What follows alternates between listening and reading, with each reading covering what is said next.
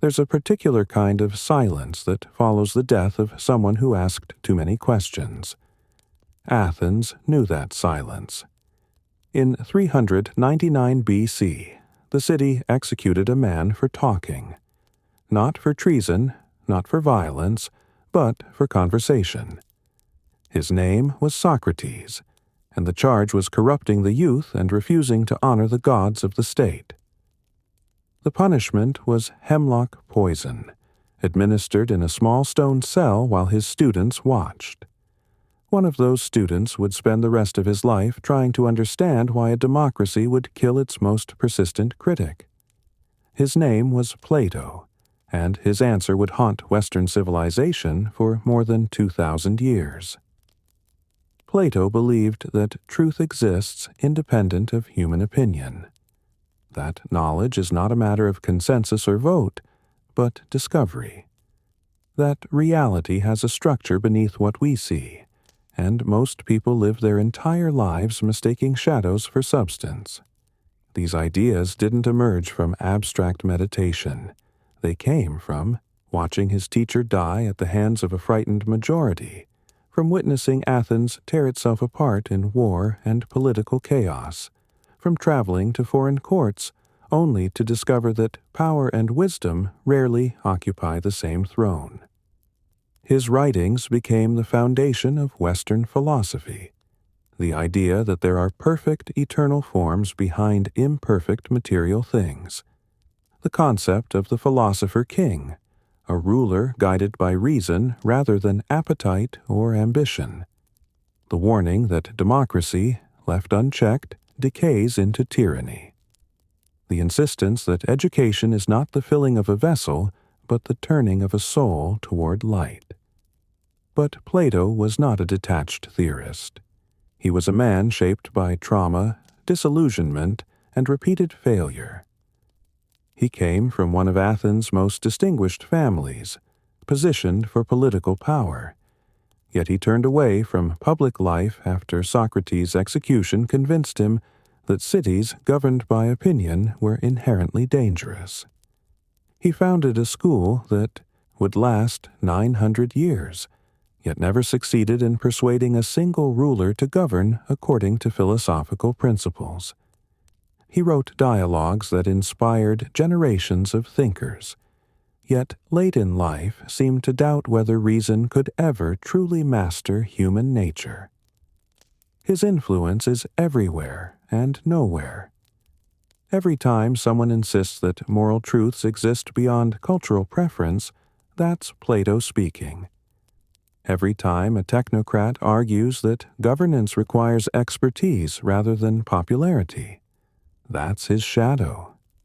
Every totalitarian vision of a perfectly ordered society, every critique of democracy as mob rule, every claim that education should shape souls rather than simply transmit information, all of it traces back to a man who watched his city execute wisdom and choose chaos. And yet, Plato has never been easy to claim. Authoritarians cite his contempt for mass opinion, but ignore his insistence that rulers must be selfless and wise. Liberals invoke his dialogues on justice, but sidestep his skepticism about majority rule. Mystics love his world of eternal forms, while rationalists celebrate his commitment to logical argument. He's been called the first communist and the first fascist, the father of idealism and the enemy of art, a prophet of transcendent truth and an enemy of democratic freedom. The reality is more unsettling. Plato understood something about the relationship between knowledge and power that most people prefer not to examine. He saw that societies rarely reward those who question their foundations, that expertise and popularity operate on different registers, and when they conflict, popularity usually wins. That the masses prefer comforting myths to uncomfortable truths, and that any system built on the wisdom of crowds will eventually produce leaders who tell people what they want to hear rather than what they need to know. This made him dangerous in every age. To Democrats, he's an elitist who believed the many should be ruled by the few. To authoritarians, he's a threat because his philosopher kings were meant to be incorruptible, selfless, and devoted to truth above power. To pragmatists, he's an idealist who never grasped that perfect systems cannot govern imperfect humans. To relativists, he's an absolutist who insisted that some truths are not matters of perspective.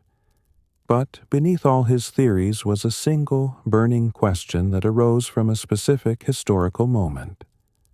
Why would a city kill the man who forced it to think clearly? The answer Plato developed consumed his life. It required inventing new ways of thinking about reality, knowledge, and the human soul. It demanded the construction of an entire philosophical architecture. The world of forms, the tripartite soul, the allegory of the cave, the vision of a just city governed by wisdom. And it meant accepting that most people, perhaps all people, would resist the very truths that could save them. This is not a story about abstract ideas. It's the biography of a man who inherited political privilege, witnessed Athens collapse into madness, lost the teacher who gave his life meaning, and spent decades trying to build something permanent in a world that kept choosing decay. A man who failed repeatedly to translate philosophy into power, who watched his ideals crash against the realities of human nature, and who nevertheless believed that truth was worth pursuing, even if it could never fully be achieved. Plato's life is the story of what happens when someone refuses to accept that politics is merely the management of competing interests. When someone insists that cities should be built on knowledge rather than opinion, on virtue rather than appetite, on eternal principles rather than shifting majorities.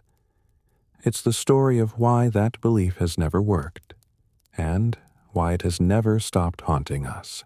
Plato was born into a world that was destroying itself. The year was probably 428 or 427 BC, though ancient sources disagree. What matters is the context. Athens was 4 years into the Peloponnesian War, a conflict that would consume the Greek world for another 2 decades and leave the city exhausted, morally compromised, and vulnerable to everything Plato would later fear about democratic governance. Athens had been magnificent. After defeating the Persian invasion earlier in the century, the city had transformed itself into an empire. Tribute flowed in from subject cities across the Aegean. The Parthenon rose on the Acropolis, a monument to Athena and to Athenian power. Playwrights like Sophocles and Euripides staged tragedies that explored the darkest corners of human nature. The assembly met regularly, with thousands of citizens debating policy, declaring war, and voting on matters of justice and governance. But magnificence had bred arrogance. Athens' rise threatened Sparta, the austere military state that dominated the Peloponnesian Peninsula. The two cities represented incompatible visions: Athens democratic, mercantile, naval, innovative, and increasingly imperial; Sparta oligarchic, agricultural, land-based, conservative, and wary of change. When tensions finally broke into open war, the conflict became existential. Pericles, the brilliant statesman who had guided Athens to its height, devised a strategy. Abandon the countryside, bring the rural population inside the city walls, use the navy to raid Spartan territory, and wait for the enemy to exhaust itself. It was rational, strategic, and devastating. Thousands crowded into Athens, living in makeshift shelters, while Spartan armies ravaged the farms and villages outside. Then, in the second year of the war, plague struck. The disease, probably typhus or typhoid, though the exact pathogen remains unknown, tore through the overcrowded city. Bodies piled up in the streets, families abandoned, their sick. Traditional burial rites collapsed. Pericles himself died in the epidemic, leaving Athens without its steadiest hand. The historian Thucydides, who survived the plague, described a city where law and custom lost their hold, where people sought immediate pleasure because death seemed imminent, where the fear of gods and the restraint of shame simply disappeared. This was the Athens into which Plato emerged as a child. Not the golden age of Periclean democracy, but its aftermath, a city traumatized by disease, locked in an endless war, and beginning to doubt the institutions that had made it great. His family insulated him from the worst. Plato's lineage connected him to some of the most distinguished names in Athenian history. His father, Ariston, claimed descent from Codrus, the legendary last king of Athens. His mother, Perictione, was related to Solon, the lawgiver who had laid the foundations of Athenian democracy. When Ariston died, Perictione married Pyrilamp, a Thetai, close associate of Pericles, giving young Plato connections to the highest circles of political power. He grew up in a household where politics was not abstract. It was the substance of daily conversation, the measure of honor, the path to glory. Men of his class were expected to speak well in the assembly, to command in war, to shape the destiny of the city. Plato would have received the traditional education of an aristocratic Athenian: athletics for the body, music and poetry for the soul, rhetoric for public life. Homer's epics were the moral foundation, with their lessons about honor, courage, and the tragic limits of human action. But the war kept warping everything. Athens lurched between aggression and desperation. There were moments of brilliance. The disastrous Sicilian expedition, conceived as a bold strike that would break the stalemate, ended instead in catastrophe, with thousands of Athenians dead or enslaved in Syracusan quarries. There were moments of savagery, the execution of the entire adult male population of Melos, a neutral island that refused to submit to Athenian control, a massacre debated and approved by the assembly. Thucydides recorded the Melian dialogue, a chilling exchange where Athenian envoys dismissed appeals to justice and declared that the strong do what they can and the weak suffer what they must. It was realpolitik stated with brutal clarity, and it revealed something about democratic Athens that its founding myths preferred to ignore. A city of free citizens could commit atrocities as efficiently as any tyrant. Plato would have been a teenager during the final phase of the war. In 411 BC, after the Sicilian disaster, Athens briefly abandoned democracy. An oligarchic coup installed the 400, a council of wealthy citizens who argued that the people had proven incapable of governing during the crisis.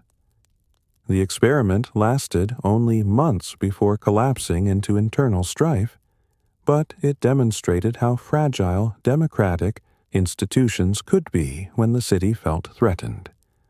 The war ended in 404 BC with Athens defeated, its walls torn down, its empire dissolved. Sparta imposed a puppet government known as the 30 Tyrants, a regime that included two of Plato's relatives, Critias, his mother's cousin, and Charmides, his uncle. For 8 months, the 30 ruled through terror, executing democratic leaders, confiscating property, and attempting to remake Athens according to Spartan ideals. Plato was in his early 20s. His family connections put him close to power, Yet the regime he witnessed was not a vindication of aristocratic governance, but a nightmare of paranoia and bloodshed. The 30 fell when democratic forces regrouped and retook the city in 403 BC. An amnesty was declared, and Athens attempted to rebuild itself on democratic principles. But the city that emerged from the war was not the city that had entered it. The confidence was gone. The sense of moral clarity had evaporated. Athens had seen democracy lead to imperial overreach, plague, military disaster, and oligarchic coup. It had seen oligarchy lead to terror and civil war. It had witnessed the breakdown of law, the collapse of tradition, and the fragility of every political system when tested by crisis. This was the world that shaped Plato's deepest convictions, that political instability leads to moral chaos, that democracy without wisdom becomes mob rule, that power without virtue corrupts everything it touches. He had watched his city oscillate between extremes, never finding equilibrium, never producing leaders who could balance the demands of justice and the necessities of survival. And, in the midst of this chaos, he encountered a man who insisted that the most important thing was not power or survival, but the relentless pursuit of truth through questioning. Everything in Plato's background pointed toward a political career. His name itself, if it was indeed his name, and not a nickname referring to his broad shoulders or forehead, carried weight in Athens. He belonged to the class that produced generals, statesmen, and lawmakers. His relatives had shaped the city's history, in a culture where public achievement was the measure of a man's worth, where the aristocratic ideal combined physical excellence with rhetorical skill and political influence. Plato had every advantage. The traditional path was clear. Train in rhetoric, the art of persuasive speech that dominated Athenian public life.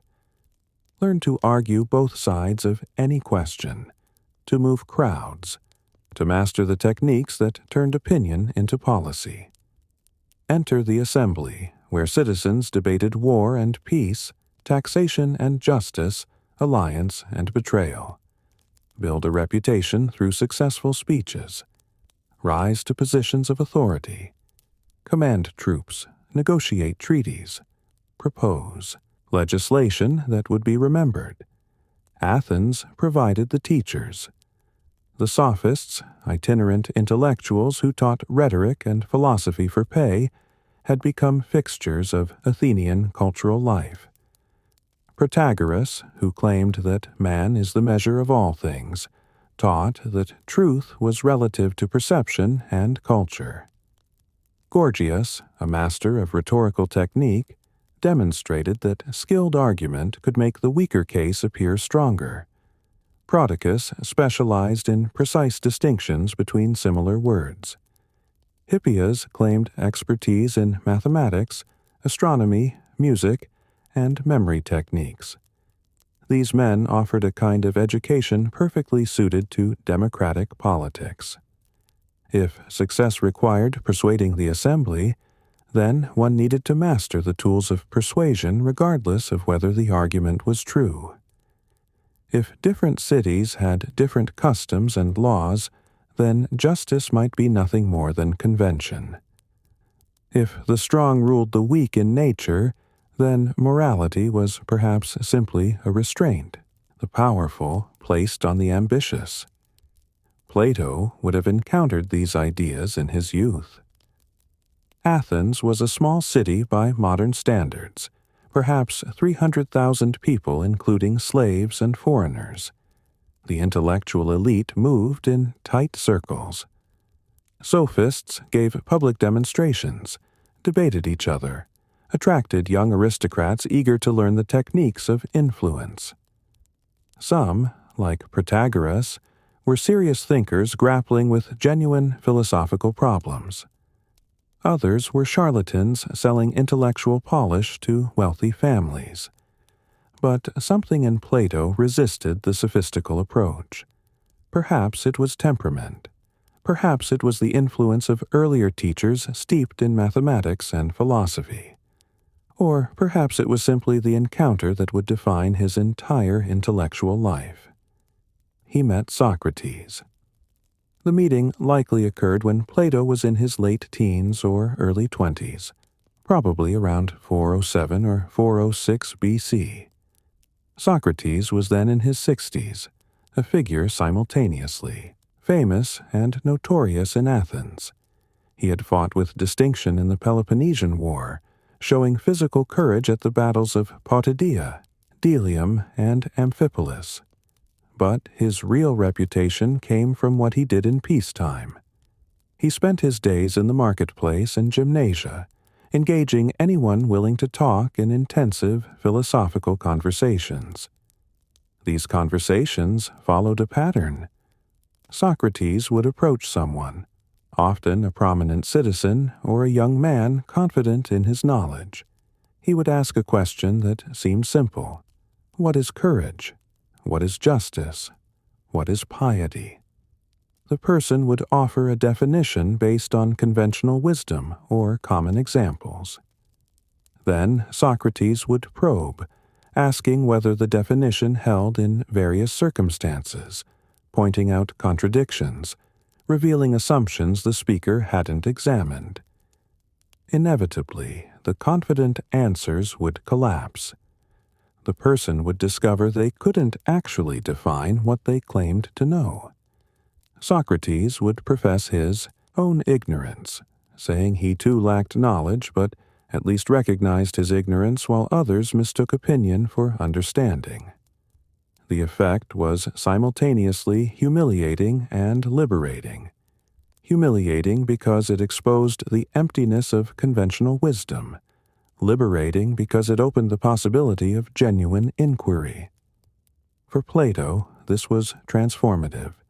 Here was a man who refused to accept the sophisticated relativism that dominated intellectual life, who insisted that there were real answers to moral questions, even if they were difficult to reach, who believed that the unexamined life was not worth living, that thinking clearly about virtue and justice mattered more than success in politics, who demonstrated that rhetoric without knowledge was empty manipulation, that persuading people of falsehoods was worse than remaining silent.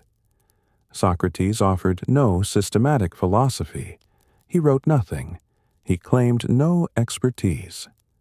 But his method, persistent questioning, logical rigor, refusal to accept contradictions or unexamined assumptions, implied something radical. The truth was objective, discoverable through reason, and more important than power or reputation. This was dangerous in democratic Athens. The sophists fit comfortably into the political system because they taught techniques useful for success. Socrates threatened the system because he suggested that the opinions of the many might be worthless, that popular leaders might be frauds, that the entire apparatus of Athenian democracy might rest on ignorance masquerading as wisdom. Plato found himself drawn to this strange, unsettling figure. He was not Socrates' only follower. There were others, including Xenophon, who would also write about the philosopher, and Alcibiades, the brilliant, amoral general whose career embodied everything unstable about Athenian politics. But Plato's attachment seems to have been particularly intense. He abandoned whatever political ambitions his family expected and devoted himself to philosophy as Socrates practiced it. This choice set him apart from his class. While other aristocratic young men pursued conventional success, Plato subjected himself to the intellectual discipline of Socratic questioning. While others learned rhetorical tricks, he learned to distinguish between genuine knowledge and persuasive opinion. While others accumulated political connections, he absorbed a method of inquiry that made political success nearly impossible. The relationship lasted perhaps 8 years, from Plato's early 20s until Socrates' death. Those years coincided with Athens's final defeat in the war, the oligarchic terror of the 30 tyrants, and the restoration of democracy. Throughout this chaos, Socrates continued his mission, talking, questioning, exposing ignorance, insisting that virtue was knowledge and that the pursuit of wisdom was the only life worth living. Plato watched his teacher become increasingly suspect in a city that preferred comfortable certainty to uncomfortable truth. And then he watched Athens decide that Socrates was too dangerous to tolerate. To understand why Socrates' execution devastated Plato, you need to grasp what made Socrates different from every other intellectual in Athens. The sophists sold expertise. They claimed to teach virtue, wisdom, and political success. Their education was transactional. Pay the fee, learn the techniques, acquire the skills that would advance your career. Some were brilliant thinkers, but the structure of their profession meant treating knowledge as a commodity and students as customers. Socrates refused payment. He claimed no expertise. When the Delphic oracle reportedly declared that no one was wiser than Socrates, he interpreted it to mean that his wisdom consisted in recognizing his own ignorance, while others falsely believed they possessed knowledge. This wasn't modesty. It was the foundation of his entire philosophical approach. He would encounter craftsmen, poets, politicians, people respected for their skills and accomplishments. Through careful questioning, he would demonstrate that they couldn't explain or justify what they claimed to know. A general couldn't define courage. A priest couldn't define piety. A politician couldn't define justice. They had opinions, conventional beliefs, unreflective assumptions. But they lacked understanding. This made Socrates profoundly irritating to successful Athenians. Imagine achieving recognition in your field, accumulating honors and reputation, only to be publicly exposed as unable to articulate the principles underlying your own expertise. Imagine having some barefoot eccentric corner you in the marketplace and systematically dismantle your confident assertions, while a crowd of young aristocrats watched and laughed. But for those young men, and Plato was among them, the experience was revelatory. Socrates showed that most of what passed for knowledge was habit, tradition, or unexamined convention. He demonstrated that real thinking required subjecting every belief to scrutiny, accepting contradiction as a sign of error, following arguments wherever they led, regardless of whether the conclusions were comforting. His method was dialectic, conversation structured as systematic inquiry. Not debate, where the goal is victory, but collaborative investigation, where both participants pursue truth. Socrates would propose a question. His interlocutor would offer an answer. Socrates would test it, usually by asking whether it applied in specific cases or whether it contradicted other beliefs the person held. When contradictions emerged, they would refine the answer and test again. The process continued until either a stable answer emerged or, more commonly, both participants recognized they had reached the limits of their understanding. This required intellectual humility rare in Athens. Politicians succeeded by projecting confidence. Sophists sold certainty. Socrates offered only questions and the promise that thinking clearly mattered more than appearing wise. For a young man like Plato, trained in the aristocratic ideal of excellence but increasingly skeptical of Athenian politics, Socrates provided an alternative model of how to live. The philosopher's personal qualities reinforced his intellectual method. Socrates was physically unprepossessing, snub-nosed, pot-bellied, often poorly dressed, but he possessed extraordinary self-control. He could stand motionless in thought for hours. He endured cold, hunger, and physical hardship without complaint. At drinking parties, he drank everyone else under the table and remained sober. In battle, he held his position when others fled. This self-mastery was not asceticism for its own sake. It demonstrated that reason could govern appetite, that the soul had parts in potential conflict, and that virtue required the rational part to rule.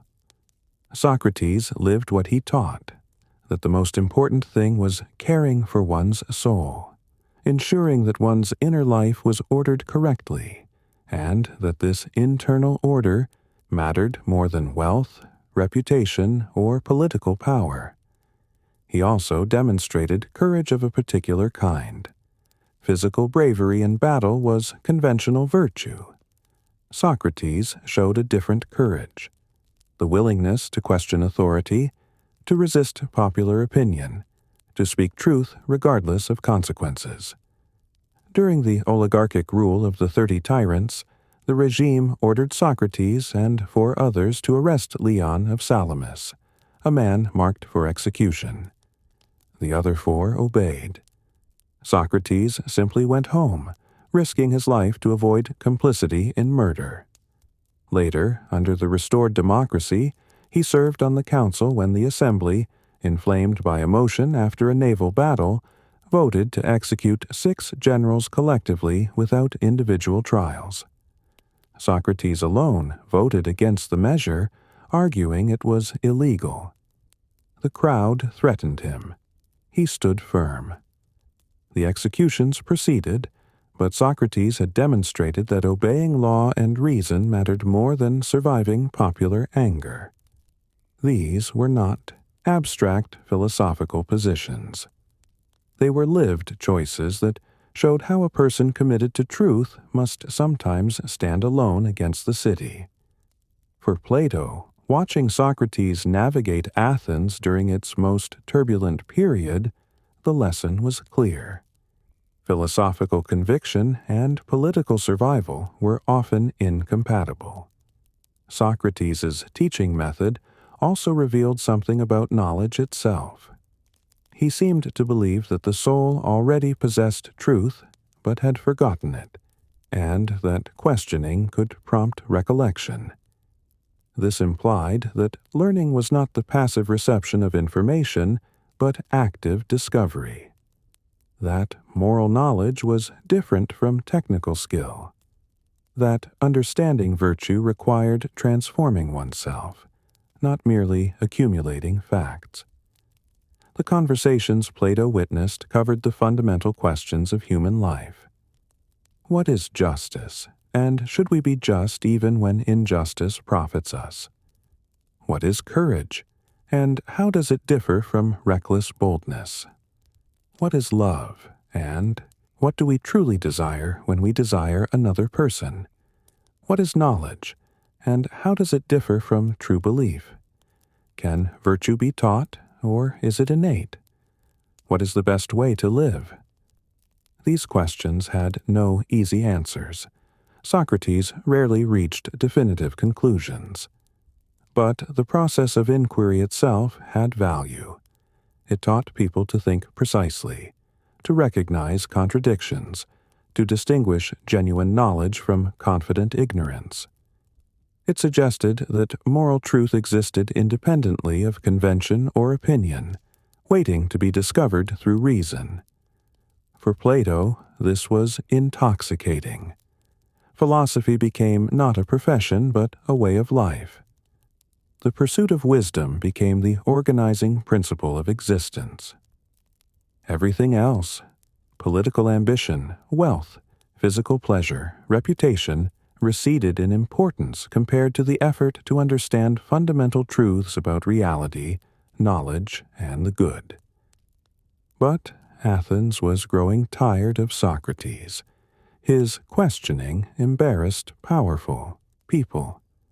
His claim that he was serving the city by exposing ignorance rang hollow to those he exposed. His insistence that he was acting on divine instruction, he spoke of a daimonion, an inner voice that warned him away from certain actions, seemed like mockery of traditional religion. His association with controversial figures, including Alcibiades and Critias, made him suspect. The young men who followed him came mostly from aristocratic families. Some had been involved in the oligarchic coups. Some had opposed democracy explicitly. Socrates himself never endorsed any particular political system, but his persistent critique of democratic decision-making, his suggestion that knowledge rather than majority vote should guide policy, his implication that most citizens were too ignorant to govern well. All of this could be read as anti-democratic. And so, in 399 BC, 3 citizens brought charges. Meletus, Anytus, and Lycon accused Socrates of impiety and corrupting the youth. The trial would force Athens to decide whether it could tolerate a man who spent 3 decades questioning its assumptions, challenging its leaders, and insisting that an unexamined life was worthless. Plato, now about 28 years old, watched the teacher who had given his life meaning face a jury of 500 Athenian citizens. The outcome would determine not just Socrates' fate, but Plato's understanding of whether truth and political community could coexist. The trial of Socrates was not a dramatic confrontation between good and evil. It was procedurally normal, legally questionable, and politically comprehensible given Athens's recent history. The charges were vague: impiety against the city's gods and corrupting the youth. Under Athenian law, any citizen could bring a prosecution. A jury of 500 men, selected by lot from the citizen body, would hear arguments from both sides and vote on guilt and punishment. No lawyers, no judge, no appeals. The accuser and the defendant would each speak for a measured time. Then the jury would vote immediately using bronze ballots. Meletus, the primary prosecutor, was a minor poet.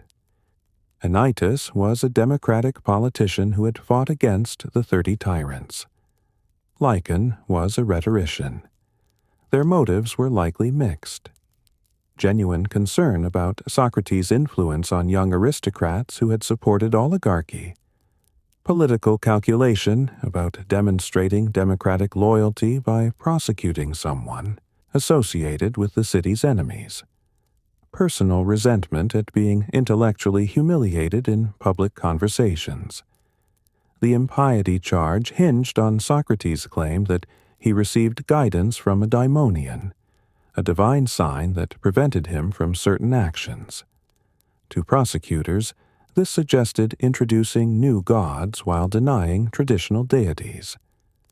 The corruption charge pointed to his influence on young men who had caused Athens harm, particularly Alcibiades, whose treachery during the war had been catastrophic, and Critias, who had led the 30 tyrants' reign of terror. Socrates could have avoided trial entirely. Athenian law allowed a period between indictment and trial when the accused could leave the city. Many did, accepting exile rather than facing an uncertain verdict. But Socrates refused.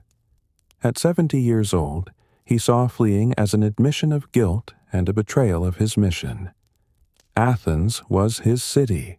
He would not abandon it, even when it threatened him. The defense he offered was characteristically uncompromising. Plato was present. He mentions it in the Apology, his account of the trial, along with other students. Socrates did not employ the emotional appeals common in Athenian courts. No tears, no family members begging for mercy, no flattery of the jury. Instead, he explained his philosophical mission. He described the oracle's proclamation and his subsequent investigation of Athenian wisdom.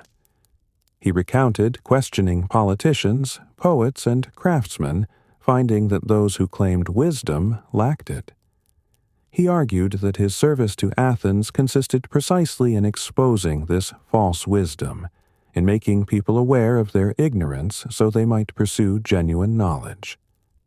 He insisted that fearing death was itself a kind of ignorance, since no one knows whether death is good or evil, and that compromising truth to avoid death would be shameful. Then he made a devastating mistake from a strategic standpoint. He told the jury that, far from deserving punishment, he should be rewarded. Athens gave free meals to Olympic victors and public benefactors. Socrates suggested he deserved the same honor, since his philosophical mission benefited the city more than athletic victories. To a jury of ordinary Athenian citizens, many of whom had suffered through war and political chaos, this sounded like insufferable arrogance. Here was a man on trial for his life, claiming moral superiority over the entire city, demanding honors while refusing to show proper respect to the democratic court. The verdict was guilty, but the margin was surprisingly close, 280 to 220. If just 30 jurors had changed their votes, Socrates would have been acquitted. The closeness suggests ambivalence. Many Athenians respected his service in war and recognized that the charges were politically motivated. But more believed he represented a threat to social cohesion, that his questioning undermined the beliefs that held the community together, that his influence on aristocratic youth had contributed to Athens' disasters. Athenian law required prosecutors to propose a penalty and allowed defendants to propose an alternative, with the jury choosing between them. Miletus proposed death. Socrates could have proposed exile or a fine large enough to appear serious but small enough to be affordable. Many expect this would have resulted in a relatively merciful sentence. Instead, after some consultation with his friends, Socrates proposed a small fine. The jury, insulted by what seemed like continued defiance, voted overwhelmingly for death, 360 to 140. 80 jurors who had voted to acquit now voted for execution, probably convinced that Socrates refused to take the proceedings seriously. The execution couldn't happen immediately. By chance, the trial occurred just as a sacred ship departed for Delos, commemorating Theseus's mythical voyage. No executions were permitted until the ship returned. Socrates spent about a month in prison, visited daily by his students, continuing philosophical conversations until the end. Plato fell ill and missed the final day. We know this because he tells us in the Phaedo, his dialogue describing Socrates' last hours. But he recorded what others told him. Socrates spent his final day discussing the immortality of the soul, arguing that death was not evil for a philosopher who had spent his life preparing for the separation of soul from body. He drank the hemlock calmly, without fear or regret. His last words concerned a small debt to the god of healing, suggesting that death was a cure rather than a catastrophe. For Plato, the execution was more than personal loss. It was a revelation about the fundamental relationship between truth and political power. Athens had not executed Socrates in a moment of panicked violence. This wasn't mob justice or tyrannical decree. It was democratic procedure. 500 ordinary citizens, following legal forms, had decided that the man who spent his life pursuing truth was too dangerous to tolerate. They had chosen comfortable ignorance over uncomfortable wisdom. They had killed not a criminal, but a conscience. This could not be dismissed as the action of a corrupt regime or a few evil individuals. It was the democratic will of the Athenian people, expressed through the city's own institutions. And it revealed something Plato would spend the rest of his life trying to understand. Democracies, when threatened or frightened, turn on those who question them. Majority opinion, when challenged by reason, responds with force. The trial proved that philosophical conviction and political survival were incompatible in a democratic city. The masses, lacking knowledge, governed by opinion and emotion. When someone exposed their ignorance, they reacted defensively. When someone insisted on objective truth regardless of popular sentiment, they eliminated him. Plato later wrote that Socrates was the wisest and most just man he had known. His execution was not an aberration, but a demonstration of democracy's core flaw. It assumed the majority possessed wisdom when actually they possessed only votes. It counted opinions without weighing their truth. It empowered those least capable of governing well. The trauma of this realization ran deep. Plato would never recover his faith in democracy. He would never believe that cities governed by popular will could be just. He would dedicate his life to constructing an alternative vision, a city governed by knowledge rather than opinion, by philosophers rather than politicians, by reason rather than appetite. But first, he had to leave Athens. The city that killed Socrates was not a place where philosophy could flourish. Athens continued. The assembly met. Laws were passed. Citizens debated. The mechanisms of democratic governance operated as before. But for Plato, the city had revealed its true nature, and he could not unsee it. Later, in his 7th letter, if it is authentic, and most scholars accept it as genuine, Plato described his state of mind after Socrates' death. He had expected to enter politics when he was young. His family connections positioned him perfectly. But the political chaos of Athens kept delaying his entry. The war, the oligarchic coups, the democratic restoration, each regime change promised improvement and delivered disappointment. He had watched the 30 tyrants, which included his relatives Critias and Charmides, govern through terror. They had invited him to participate. He had declined, repelled by their methods. When they tried to implicate Socrates in their crimes by ordering him to arrest Leon of Salamis, and Socrates refused, Plato saw clearly that his teacher's commitment to justice transcended political allegiance. Then democracy returned, and initially Plato felt hopeful. The amnesty seemed wise. The city appeared to be healing. But the restored democracy executed Socrates for the crime of thinking clearly and speaking honestly. This destroyed any lingering belief that Athens could be reformed from within. Plato concluded that all existing political systems were fundamentally corrupt. Democracy empowered the ignorant. Oligarchy empowered the wealthy. Tyranny empowered the ruthless. None governed according to knowledge or virtue. None created conditions where philosophy could guide policy. None recognized that the most important question was not who should rule, but what truth required. This realization was paralyzing.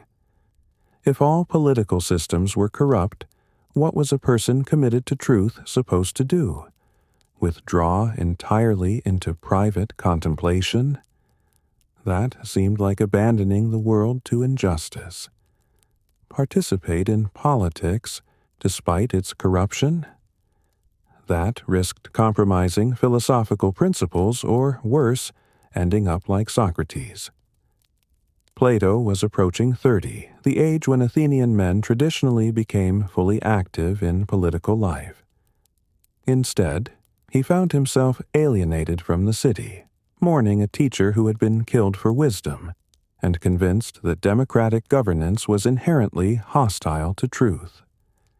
Athens itself seemed oblivious to what it had done. There's no evidence of collective remorse or recognition that the execution might have been unjust.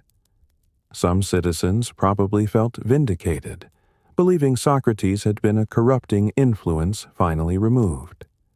Others likely thought the whole affair unfortunate but necessary given the political climate. Very few seemed to grasp that they had killed someone whose only crime was insisting they think clearly about their beliefs. This indifference was perhaps more disturbing than the execution itself. A momentary injustice driven by fear or passion might be forgivable.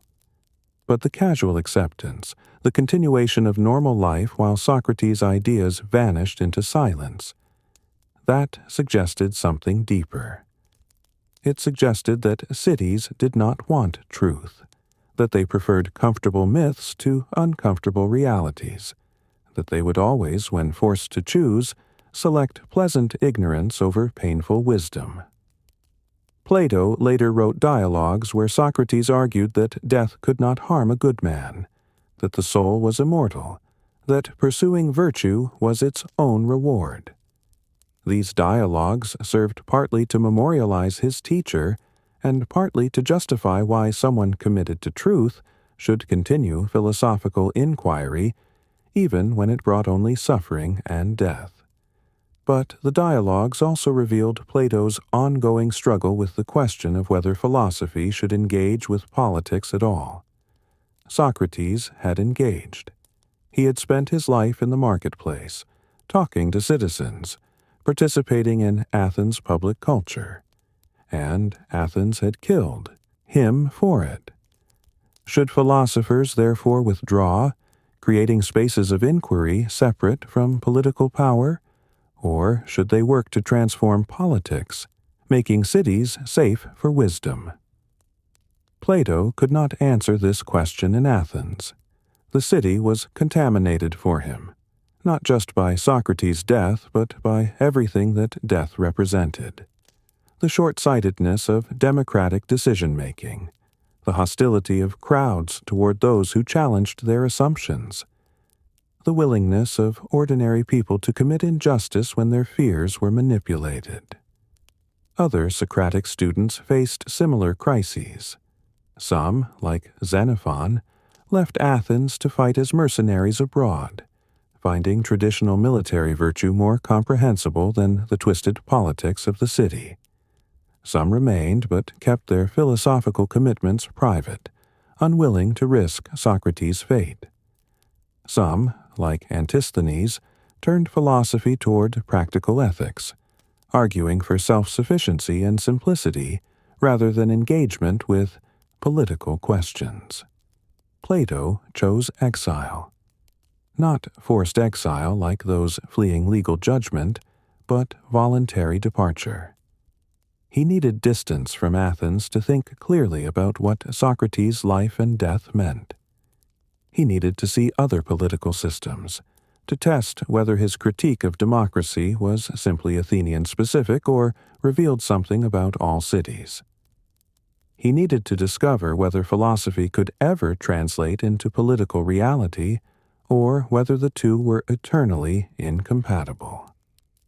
Before leaving, he likely gathered Socrates' teachings, recording conversations he had witnessed, preserving the method and insights that Athens had tried to erase.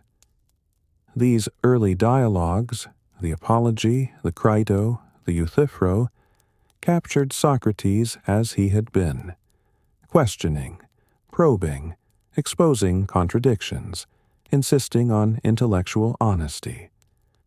But even as Plato preserved Socrates' memory, he was beginning to develop his own philosophical response to his teacher's execution. Socrates had demonstrated what questions to ask. Plato would begin constructing answers. Socrates had shown that conventional wisdom was hollow. Plato would try to articulate genuine wisdom. Socrates had died without establishing a school or writing a word. Plato would build institutions and create texts that would outlive him by millennia. The question was whether any of it would matter. Whether philosophy could ever be more than a marginal activity, practiced by a few eccentric individuals, while cities continued lurching between democracy's chaos and tyranny's oppression. Whether truth could ever govern power, or whether power would always crush truth when the two conflicted. Plato left Athens seeking answers. What he found would shape Western civilization. The years immediately after Socrates' death remain partially obscure. Ancient biographers provide conflicting accounts, and Plato himself rarely mentions this period explicitly. But the broad outline suggests purposeful searching rather than aimless wandering. Plato likely traveled first to Megara, a city-state northwest of Athens, where Euclides, another of Socrates' students, had established a philosophical school. Megara offered proximity to Athens but separation from its political trauma. Here, Plato could process Socrates' death among others who had witnessed it, who understood what had been lost, who shared his conviction that philosophy mattered despite the world's hostility. But Megara could not hold him long. It was too close to Athens, too similar in its political structure, too small a stage for working out fundamental questions about governance and truth. Plato needed to see the broader world, to understand whether Athens's failures were unique or symptomatic of something deeper about human political organization. He traveled to Egypt, or so several ancient sources claim. The chronology is uncertain, but the journey makes sense.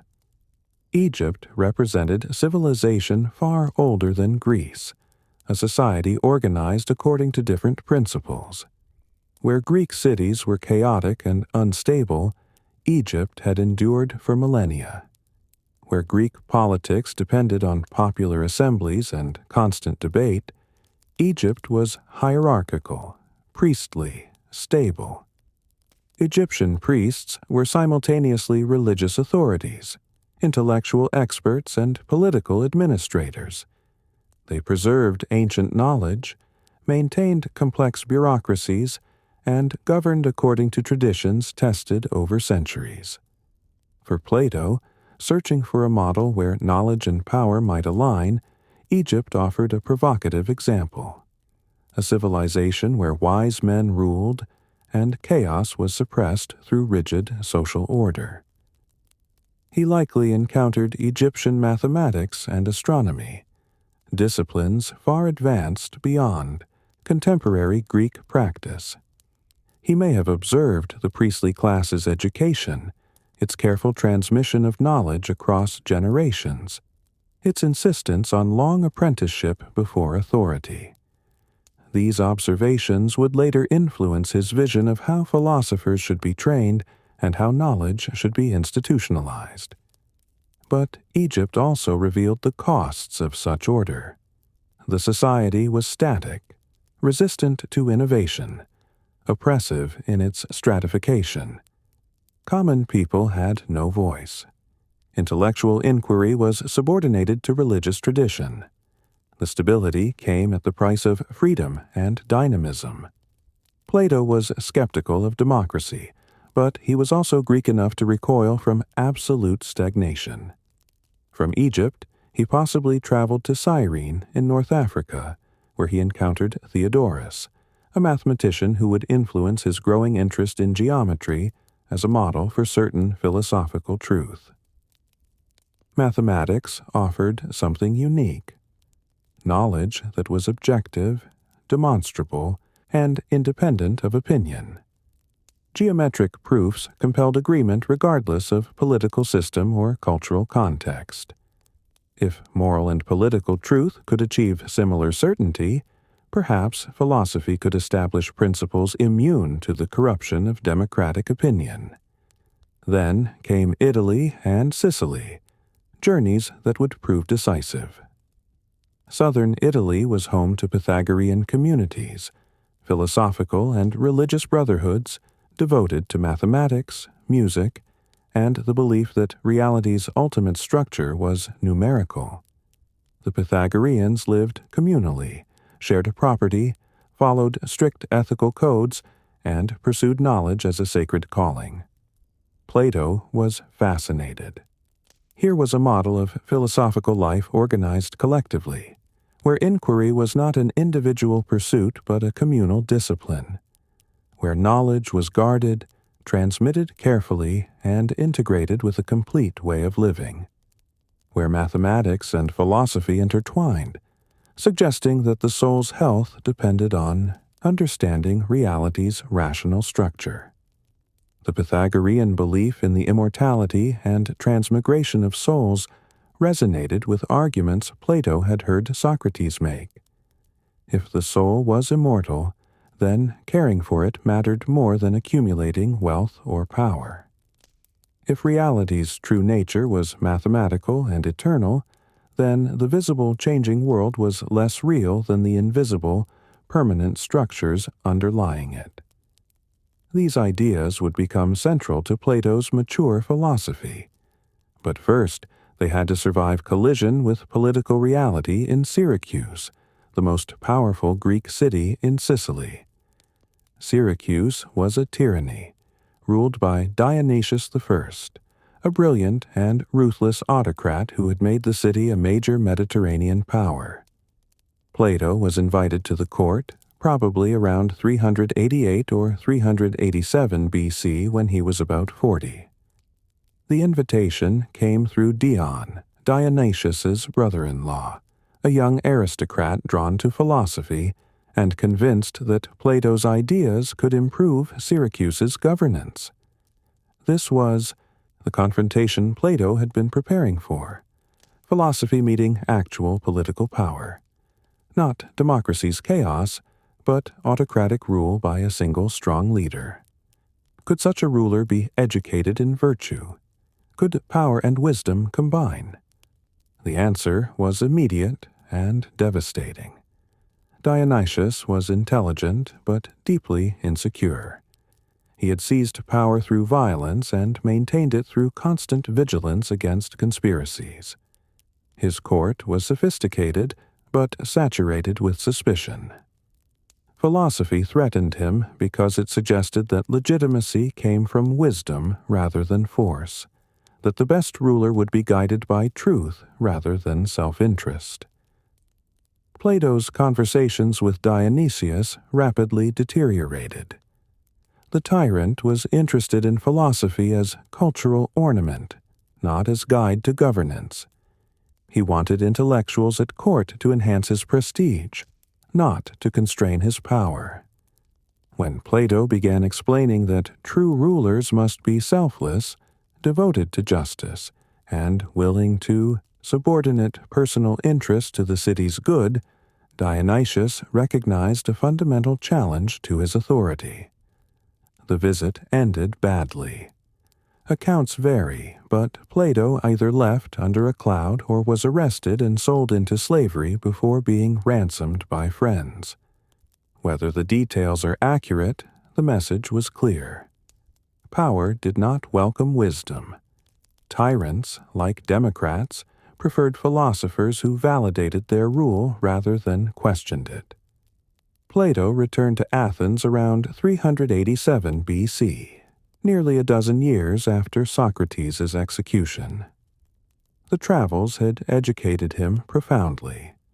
He had seen Egypt's stable hierarchy, learned from Pythagorean communities, and discovered that tyrants were no more amenable to philosophical guidance than democratic assemblies. The lesson was not that philosophy should abandon politics. It was that transforming politics required institutions. Individual philosophers talking to individual rulers would always fail, because power corrupted those who held it. But what if philosophers could be trained from youth, educated in mathematics and dialectic, purged of personal ambition, and prepared over decades to govern wisely? What if there could be a school dedicated to this preparation? a community where philosophical inquiry was systematic rather than dependent on a single charismatic teacher? What if knowledge could be preserved, transmitted, refined across generations? Socrates had shown that the unexamined life was not worth living, but he had built no institution to survive his death. Athens had executed him and moved on, his insights evaporating. If philosophy was to matter, it needed permanence. It needed a space protected from political interference. It needed students trained rigorously in methods that would outlast any individual teacher. Plato returned to Athens with a purpose. He would establish exactly such a school. The story of Plato and Syracuse is the story of every attempt to make philosophy govern power, compressed into a few disastrous episodes that revealed why the attempt always fails. The first visit, around 388 to 387 BC, had ended in humiliation or worse.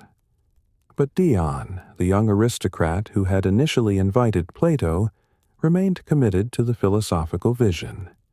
He believed that rulers could be educated, that power could be tempered by wisdom, that Syracuse could become a model of rational governance. When Dionysius I died in 367 BC, Dion saw opportunity. The new ruler was Dionysius II, the old tyrant's son. He was young, inexperienced, and theoretically malleable. Dion convinced him to invite Plato back, arguing that philosophical education would legitimize his rule and make Syracuse great. Plato, now about 60, initially refused. He had learned what happened when philosophy confronted power, but Dion persisted, and Plato felt he could not refuse without admitting that his entire political philosophy was merely theoretical, incapable of real-world application. So he returned to Syracuse, knowing the risks, hoping that a young ruler might be different. It was a catastrophic misjudgment. Dionysius II was not his father. He lacked the old tyrant's strength and intelligence, but inherited his paranoia and cruelty. He was interested in philosophy the way dilettantes are interested in any fashionable intellectual trend. Superficially, as long as it required no real change. He wanted to appear wise without becoming wise, to enjoy philosophy's prestige without submitting to its discipline. Plato attempted to educate him systematically. This meant starting with mathematics, the foundation of philosophical training. Geometry taught precision of thought, how to move from axioms to conclusions through irrefutable logic. It revealed a world of eternal truths, immune to opinion or political pressure. Only after mastering mathematics could students approach dialectic, the method of examining fundamental concepts like justice, virtue, and the good.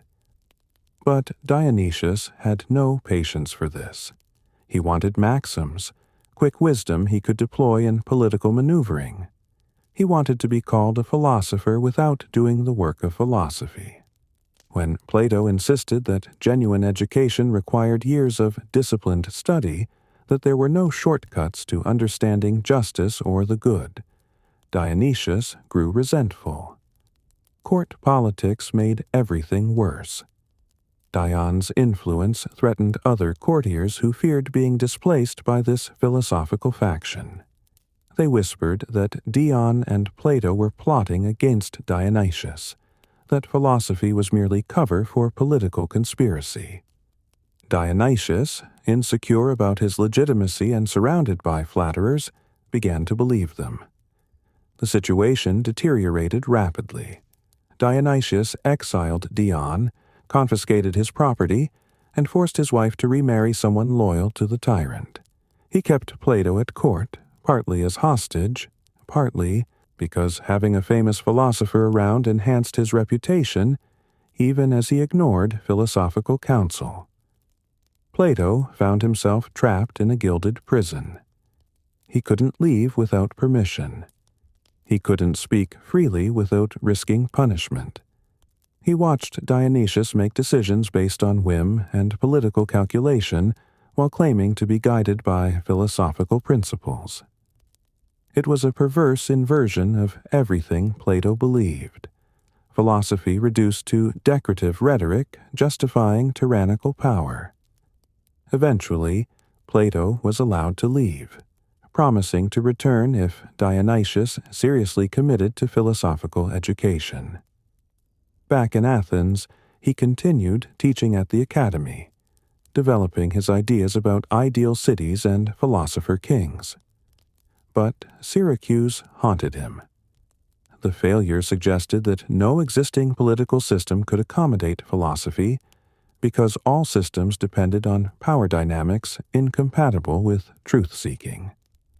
Then, around 361 BC, Dionysius invited Plato back again. Dion, still in exile, begged Plato to make one more attempt. The tyrant claimed he was finally ready for serious philosophical study. Plato, now nearly 70, knew better. But he also knew that refusing would confirm philosophy's political irrelevance. If philosophers could not even attempt to guide rulers, what was the point of political philosophy?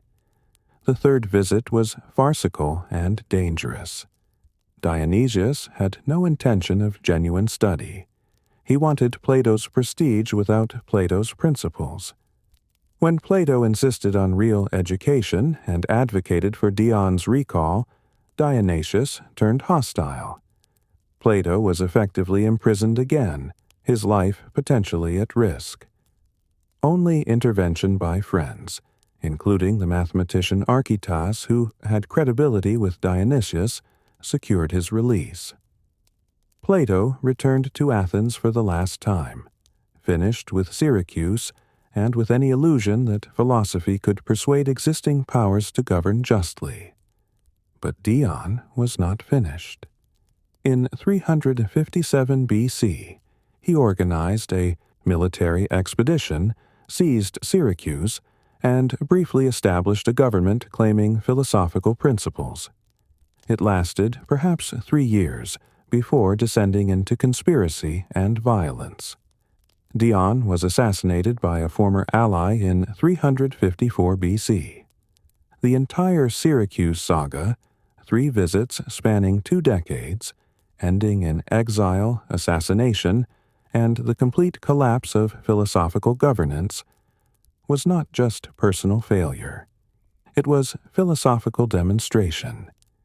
It proved that power and wisdom operated on incompatible frequencies. Tyrants might be initially attracted to philosophy because it offered legitimacy and prestige, but they would never submit to its actual discipline because doing so meant surrendering the arbitrary authority that made them tyrants. They wanted philosophical validation, not philosophical constraint. Democratic cities rejected philosophy because it suggested that popular opinion was worthless. Tyrannies rejected it because it suggested that power without wisdom was illegitimate. Oligarchies would reject it because it subordinated wealth to virtue. Every existing political system had vested interests threatened by the claim that truth mattered more than power. This meant that philosophy could never reform politics from within. Talking to individual rulers, however intelligent or initially receptive, would always fail because the structures of power corrupted even well-intentioned leaders. Dionysius II had been young and malleable, yet the dynamics of maintaining tyrannical rule had made philosophical governance impossible. The failure also revealed something about Plato's own limitations. He had developed a political philosophy without fully grasping how politics actually worked. He believed that rational arguments would persuade rational people, that demonstrating the superiority of philosophical governance would lead rulers to accept it. He underestimated the degree to which power was its own justification, how ruling depended on managing fear and ambition rather than pursuing truth. In his late dialogues, written after the Syracuse disasters, Plato's tone changed. The optimism of the Republic, with its vision of philosopher kings and perfectly just cities, gave way to the resigned pragmatism of the laws. The later work accepted that ideal governance was impossible and offered instead a detailed legal code for a second-best city, one ruled by law rather than wisdom, by institutions rather than philosophers, by compromise rather than perfection. This shift was not just theoretical adjustment. It was the result of lived experience, of watching his political philosophy crash against reality repeatedly. Syracuse taught him that you cannot educate tyrants, that power does not want wisdom, that philosophy's political impact would come not from advising rulers, but from educating students who might, generations hence, create different political possibilities. The Academy became Plato's answer to Syracuse.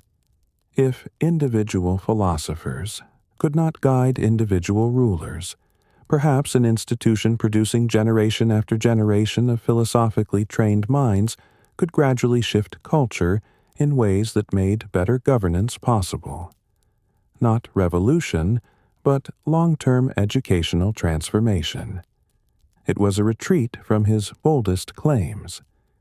But it was also realistic acknowledgement that philosophy's relationship to power would always be tense, that truth-seeking and political success were different activities, and that the best philosophers could hope for was to preserve wisdom and pass it on, creating islands of rational inquiry in a world governed by force and opinion. Syracuse was where that lesson became undeniable. Plato founded the Academy around 387 BC, shortly after returning from his first disastrous visit to Syracuse. The timing was not coincidental. He had learned that individual conversations, however brilliant, disappeared when the speaker died. Socrates had left no writings, no institution, no systematic transmission of his method. His insights survived only in the memories of students who wrote them down, and even those writings were scattered, personal, and fragmentary. The Academy was designed to solve this problem.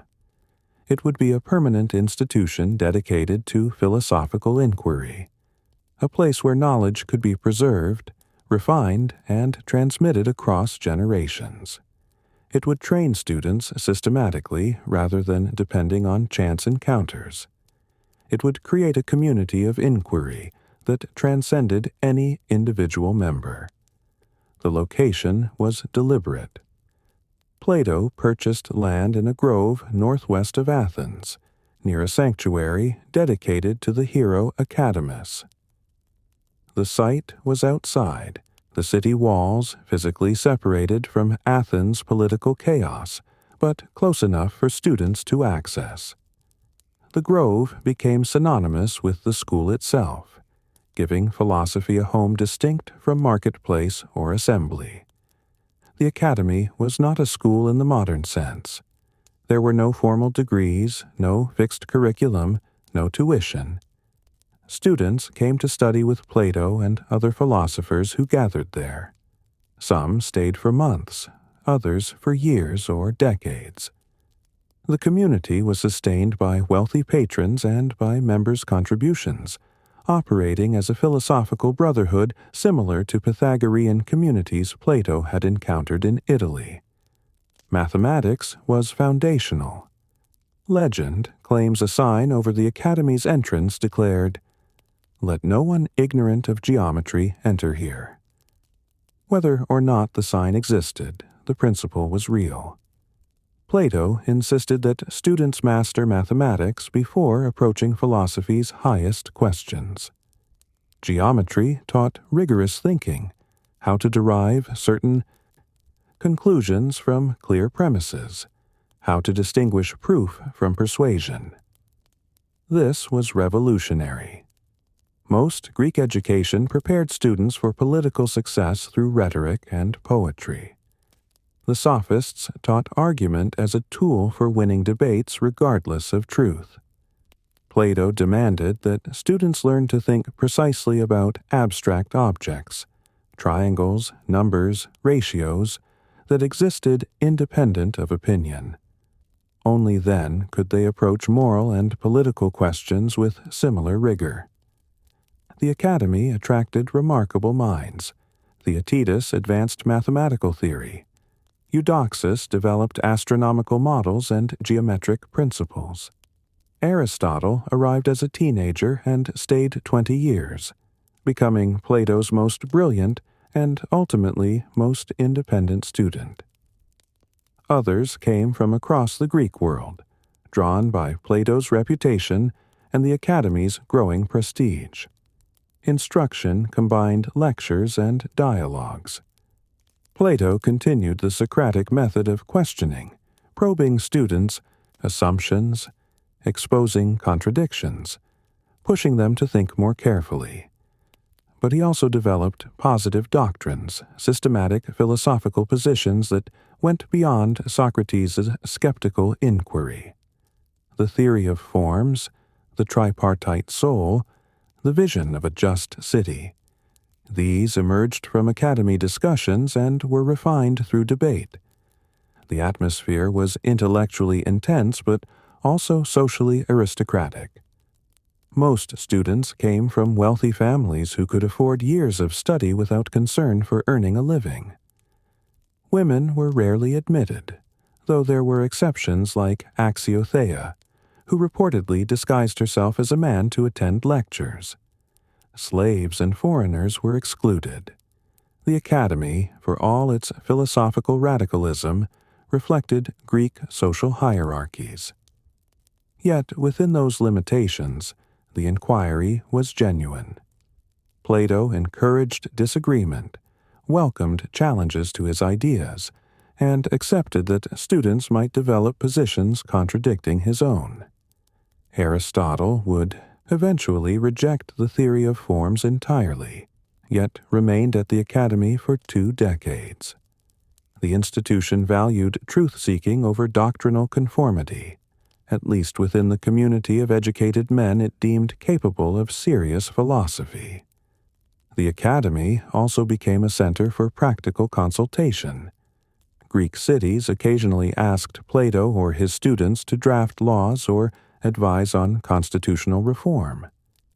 This was not the direct political engagement Plato had attempted in Syracuse, but something more modest, offering expert counsel when requested, without attempting to rule or control implementation. It acknowledged philosophy's relevance to governance while accepting its limited practical power. The dialogues Plato wrote during this period were teaching tools as much as philosophical texts. They preserved Socrates' memory, but also developed Plato's own systematic thought. Early dialogues, like the Euthyphro and Crito, were relatively simple, examining specific virtues through question and answer. Middle dialogues, like the Republic and Symposium, were longer, more ambitious, constructing elaborate arguments about justice, love, and the structure of reality. These texts were read and discussed at the Academy, serving as prompts for further inquiry. They were also copied and circulated, spreading Plato's ideas beyond Athens. The written word could reach audiences Plato would never meet, preserve arguments against forgetfulness, and create a permanent record of philosophical positions. Yet Plato remained ambivalent about writing, worried that texts could be misinterpreted without the author present to clarify. The Academy's greatest achievement was institutional longevity. It survived Plato's death in 347 BC and continued operating until 529 AD, when the Christian Emperor Justinian closed it. 900 years of continuous philosophical education, training countless students, preserving classical knowledge through political upheavals, maintaining the tradition that reason and argument mattered more than authority or tradition. But the Academy also revealed philosophy's limitations. It never produced the philosopher kings Plato envisioned. Its students entered politics occasionally, but no major Greek city was governed according to Academy principles. The school preserved philosophical inquiry, but did not transform political reality. It created a space where truth could be pursued, but that space remained marginal to actual governance. This was simultaneously success and failure. Success because the Academy demonstrated that institutions could preserve and transmit knowledge across generations, that communities of inquiry could maintain intellectual standards despite political chaos outside their walls. Failure because philosophy remained isolated from power, influential culturally but politically impotent. Plato seems to have accepted this. The Academy was not a staging ground for political revolution, but a refuge for those who valued knowledge over success. It trained minds without expecting to transform cities immediately. It worked on scales of generations and centuries rather than immediate political change. This long view reflected a fundamental shift in Plato's understanding of philosophy's political role. Early in life, traumatized by Socrates' execution and Athens' chaos, he had hoped that reason could govern cities directly. After Syracuse, after decades teaching at the Academy, he recognized that philosophy's impact would be slower, more subtle, more fragile. The Academy represented this mature understanding. It was an acknowledgement that philosophers could not rule, but could educate, could not transform politics directly, but could gradually shift culture by producing generation after generation of people trained to think clearly, to value truth over opinion, to recognize that knowledge and power were different things. The institution was Plato's most lasting contribution. Not the dialogues, though they endured. Not the political theories, though they influenced centuries of thinkers. But the model of a philosophical school, dedicated to systematic inquiry, transmitting knowledge across time, creating communities where questioning was valued and truth mattered. It was a modest legacy compared to the dreams of philosopher kings ruling just cities.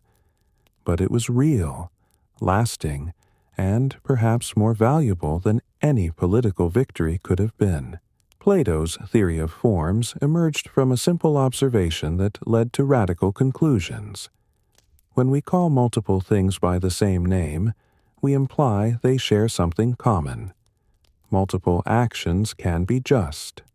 Multiple objects can be beautiful. Multiple shapes can be circular. This everyday linguistic fact seemed to require explanation. What makes different just actions all just? What do beautiful things share that makes them beautiful? If we can recognize circles of different sizes and materials as all circular, what is the circularity they share? The obvious answer was that they resemble a common standard. But where is that standard? Not in the physical world, where everything is imperfect and changing. No drawn circle is perfectly circular. Examination reveals irregularities. No beautiful object remains beautiful forever. Time damages and changes it. No just action is perfectly just in every circumstance. Yet we can recognize imperfection because we have a concept of perfection. We know drawn circles are imperfect because we understand what perfect circularity would be. We judge actions as more or less just because we have a standard of justice. This implied that perfect standards existed somewhere, even if not in the physical world. Plato called these standards forms or ideas, not ideas in minds, but objective, eternal patterns that particular things imperfectly resembled. The form of the circle existed independent of any drawn circles. The form of justice existed independent of any just actions. The form of beauty existed independent of any beautiful objects. This solved several problems simultaneously. It explained how knowledge was possible. If everything physical constantly changed, as Heraclitus had argued, then knowledge seemed impossible because by the time you understood something it had already become different. But if knowledge was of eternal forms, rather than changing particulars, then stable truth existed. Mathematical knowledge was paradigmatic. Geometric proofs about perfect circles remained true regardless of imperfect physical circles. It explained moral objectivity. If justice was merely convention, different in each city, then there was no basis for criticizing any society's practices. But if the form of justice existed independent of human opinion, then societies could be judged against an objective standard. Athens executing Socrates was truly unjust, not merely unpopular among philosophers, because it violated the eternal form of justice. It explained how learning was possible. In the Meno, Plato had Socrates demonstrate that an uneducated slave boy could derive geometric truths through proper questioning. This suggested the boy already knew these truths somehow, that learning was recollection of knowledge the soul possessed before birth. If souls existed before entering bodies, encountering forms directly, then education was awakening dormant knowledge rather than inserting new information. But the theory also created profound problems. How exactly did particular things relate to forms? Plato used the language of participation. Particulars participate in forms. But this was metaphor rather than explanation. A beautiful statue participates in beauty, but what does that mean precisely? If the statue becomes damaged and loses beauty, did it cease participating? If so, what changed? The relationship between forms and particulars seemed to require intermediary entities. If particular horses resemble the form of horse, there must be something the particular and the form share, which would itself be a form, leading to infinite regress. Aristotle, Plato's student, would later demolish this problem, showing that the forms didn't explain participation but simply pushed the question back one level. There were also questions about which things had forms. Clearly, there were forms of virtues like justice, courage, and wisdom. Mathematical objects like circles, triangles, and numbers had forms. But what about manufactured objects like beds or tables? What about substances like mud or hair? What about negative things like evil or ugliness? Plato seemed uncertain, sometimes suggesting forms existed for everything, sometimes limiting them to important or valuable things. Most disturbing was the theory's implication about reality's structure. If forms were more real than physical objects, then the visible world was fundamentally deficient. The things we see, touch, and care about were mere shadows or copies of true reality. This led to the famous allegory of the cave in the Republic. Plato imagined prisoners chained in a cave since childhood, facing a wall where shadows were projected by firelight. The prisoners believed the shadows were reality, having never seen the objects casting them or the fire providing light. If a prisoner was freed and forced to turn toward the fire, the brightness would hurt.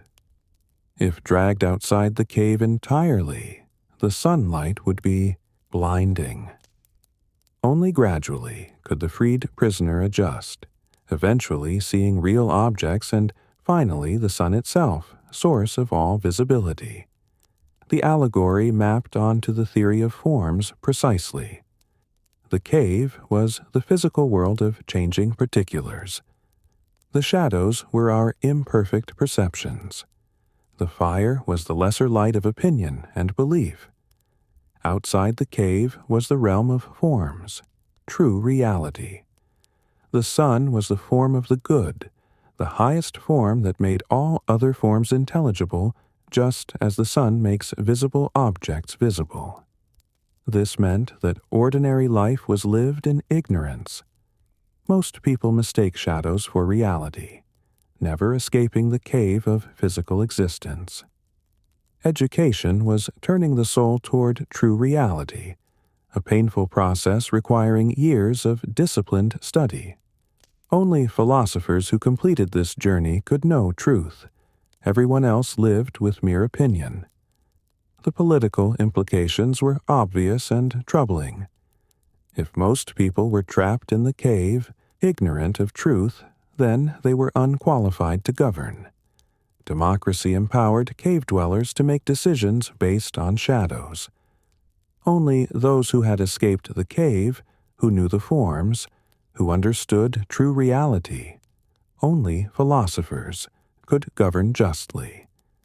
But the theory also explained why philosophers made terrible politicians. The allegory continued. If the freed prisoner returned to the cave to liberate others, his eyes would no longer be adjusted to darkness. He would seem blind and foolish compared to those who had never left. Prisoners would resist liberation, preferring comfortable familiar shadows to painful truth. If they could, they would kill anyone who tried to free them. This was Plato's explanation of Socrates' execution. Socrates had escaped the cave, seen a true reality, and returned to liberate others. Athens, comfortable with its shadows, killed him. The tragedy was not that one man died, but that the city preferred ignorance to wisdom, shadows to reality, comfortable myths to uncomfortable truths. The theory of forms was not primarily metaphysical speculation. It was Plato's response to the trauma of watching Athens execute wisdom. It provided philosophical justification for Socrates' conviction that knowledge mattered more than opinion, that truth existed independent of convention, that cities governed by mere belief rather than genuine knowledge were fundamentally unjust. But it also revealed the unbridgeable gap between philosophy and politics. If true knowledge required escaping the cave, while politics required persuading cave-dwellers, then philosophers would always be ineffective politicians, and successful politicians would always be ignorant. The theory that justified philosophy's superiority also explained philosophy's impotence. Plato spent the rest of his life navigating this tension, trying to imagine how knowledge could govern power when those who possessed knowledge were least suited to political success. The Republic is Plato's most famous and most dangerous work. Written probably in the middle period of his career, it constructs a vision of a perfectly just city governed by philosophical wisdom. It has inspired utopian dreamers and justified authoritarian nightmares. It represents Plato's most systematic attempt to answer the question that haunted him. What would a city governed by knowledge rather than opinion actually look like? The dialogue begins simply enough. Socrates asks what justice is, and various characters offer conventional answers, giving people what they're owed, helping friends and harming enemies, the advantage of the stronger. Socrates systematically dismantles each definition, showing contradictions and absurdities. Then the conversation shifts. If justice in an individual is hard to see, perhaps examining justice in a city would make it clearer. This launches an extended thought experiment. Construct a just city from first principles, then use it to understand the just soul. The city Plato imagines emerges from human needs. People require food, shelter, clothing. They specialize in different crafts, because individuals have different aptitudes and specialization increases efficiency. This simple economic community grows more complex as needs expand. Merchants, soldiers to protect against enemies, rulers to coordinate everything. But here, Plato makes a radical move. He argues that most people are unfit to rule themselves. Human souls have three parts: reason, spirit, thumos, and appetite. Reason seeks truth and the good. Spirit desires honor and victory. Appetite craves physical pleasure and material goods. Justice in the individual means reason ruling spirit and appetite, keeping them in harmony according to rational judgment. Similarly, the city should have three classes corresponding to soul parts. Producers, farmers, craftsmen, merchants correspond to appetite, focused on generating material necessities. Guardians, soldiers, and warriors correspond to spirit, protecting the city and enforcing laws. Rulers, philosopher kings, correspond to reason, governing according to knowledge of the good. Each class must do its proper work without interfering with others. Justice in the city is this harmony, each part contributing according to its nature under reason's rule. Injustice is confusion, appetite trying to rule, spirit directing policy, reason neglected. This required radical measures. Guardians and rulers would live communally, without private property or families. Children would be raised collectively, not knowing their biological parents. Mating would be controlled to produce the best offspring. Those with gold souls, philosophers, would rule. Those with silver, warriors, would defend. Those with bronze or iron, producers, would labor. The rulers would be educated for decades. Beginning in childhood, they would study music and gymnastics to shape character. Later came mathematics, arithmetic, geometry, astronomy, harmonics, disciplines teaching the soul to think about eternal, unchanging truths rather than fleeting physical particulars. Only after mastering mathematics would students approach dialectic, the philosophical method of examining fundamental concepts. This education would last until age 50. Then, finally, those who completed it successfully would be compelled to rule. Note: compelled, not invited. Philosophers who had glimpsed true reality would prefer continued contemplation. They would have to be forced to descend back into the cave of politics, to govern the ignorant for the ignorant's own good. They would rule without compensation, without desire for power, without personal interest. They could not be corrupted by wealth because they owned nothing. They could not be corrupted by ambition because they valued truth over reputation. They could not be corrupted by pleasure because their training had subordinated appetite to reason. They would be perfectly just rulers governing according to knowledge of the good. This was the vision. A city organized like a soul, with reason governing spirit and appetite, where everyone did the work suited to their nature, where knowledge rather than opinion determined policy, where the best people ruled for the benefit of all rather than personal advantage. It was also totalitarian fantasy.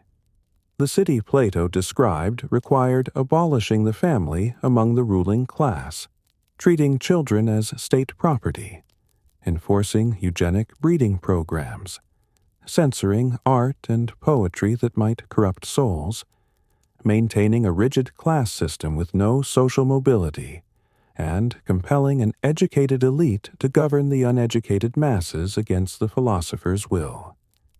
Later, critics seized on these elements.